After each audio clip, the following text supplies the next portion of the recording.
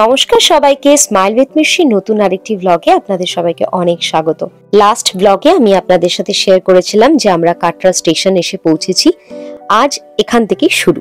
Katra station থেকে আমরা এখন জার্নি শুরু করব।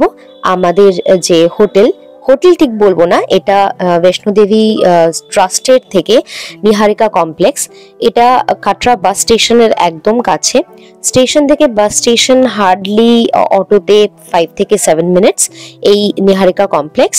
আর নিহারিকা কমপ্লেক্সে আমরা ডাবল রুম আমরা বুক করেছিলাম। এই যে ইন্ডাস্ট্রিয়াল ব্যাংকের এটিএম এর পাশেই যে গলিটা দেখতে পাচ্ছেন, এটা দিয়ে সোজা ঢুকে গেলে এই ডান হাতে আপনার পড়বে অন্নপূর্ণা ভোজালয়, এবং তার পাশেই একটা এনকোয়ারি রয়েছে যেখান থেকে আপনি সমস্ত রকমের এনকোয়ারি আপনি নিতে পারবেন, যে কি করে আপনি যাত্রা শুরু করবেন, RFID কার্ড কি করে বানাবেন, তারপর আপনি যদি গাড়ি বুক করতে চান বা যদি রোপও বুক করতে চান, সমস্ত কিছু এখান থেকে আপনি পেয়ে যাবেন। তাহলে চলুন এখন নিহারিকা কমপ্লেক্সের রিসেপশনের মধ্যে ঢুকবো আর আমরা রুমের জন্য চেকিং করে নিই। বাইরের দৃশ্যটা একবার দেখুন, মন ভরেই যাচ্ছে। চেকিং আমাদের হয়ে গেছে। এসে ফাইনালি ফোনগুলোকে আগে চার্জে বসালাম, তারপরে চটপট রেডি হয়ে আমরা এখন চলে যাব অন্নপূর্ণা ভোজালয়তে, যাতে আমরা একটু ব্রেকফাস্ট করে নিতে পারি। কারণ এখন অলরেডি বাজে 12:30। জানি না এখন ব্রেকফাস্ট পাবো কিনা। তো এখানে শ্রেয়াংশ পয়েন্ট আউট করে আমাকে দেখিয়ে দিচ্ছে যে এখান থেকে ত্রিকুট পর্বতটাকে কি সুন্দর লাগছে। এত সুন্দর এটার ভিউ যে এখনো ভয়েস ওভার করার সময় চোখের সামনে থেকে সেই ভিউটা যাচ্ছেই না। নিহারিকা কমপ্লেক্স থেকে একটু হাঁটলেই সামনেই অন্নপূর্ণা ভোজনালয়। এর লেফট হ্যান্ডে আপনারা কাউন্টার পাবেন, যেখানে আগে আপনাদের বিলিং করিয়ে নিতে হয়।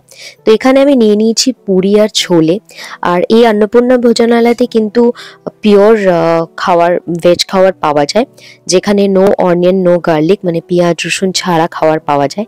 ওখান থেকে খাওয়ার খেয়েই আমরা আরেকটু এগিয়ে নিহারিকা কমপ্লেক্সের দিকে হেঁটে আসলে রাইট হ্যান্ড সাইডে এই কাউন্টারটা, যেখান থেকে আমরা RFID কার্ড বানাবো।